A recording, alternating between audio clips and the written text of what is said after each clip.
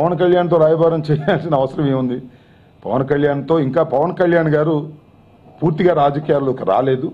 వచ్చిన తర్వాత ఆయన వైఖరి ఏంటో స్పష్టంగా అర్థమైన తర్వాత మనం ఆయన గురించి కామెంట్ చేసుకునే అవకాశం ఉంటుంది.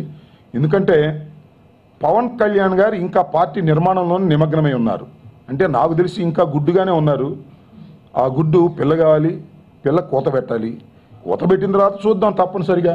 నేను అనుకుంటా ఉన్నా పవన్ కళ్యాణ్ గారి ధోరణి చూస్తుంటే పవన్ కళ్యాణ్ గారు ఏ విధంగా మారతారో చూడాలి. మనం తెలుగుదేశం పార్టీని విమర్శ చేసే స్థాయిలో ఉంటారా, లేక తెలుగుదేశం పార్టీకి అనుకూలంగా ఉంటారు? రకరకాల పుకార్లు ఉన్నాయి. పుకార్లు మనం నమ్మొద్దు.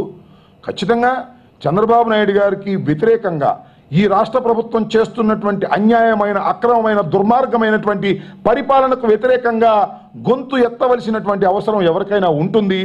నేను అనుకుంటున్నాను, నేను విజ్ఞప్తి చేస్తున్నాను, పవన్ కళ్యాణ్ గారు కూడా ఈ దుర్మార్గమైన ప్రభుత్వానికి వ్యతిరేకంగా గొంతు ఎత్తిన రోజున తప్పనిసరిగా అందరం కలిసి పనిచేద్దాం. ఎన్నికల సంగతి తర్వాత ఒక దుర్మార్గమైన పరిపాలనని, ఒక రాక్షస పరిపాలనని ఎండగట్టడం కోసం అందరూ కలిసికట్టుగా పనిచేయవలసిన అవసరం ఉందని మేము భావిస్తున్నాం. పవన్ కళ్యాణ్ గారు కూడా ఆ బాటలోకి వస్తారనుకుంటున్నాం. ఆ బాటలోకి రాకపోతే వారిష్టం.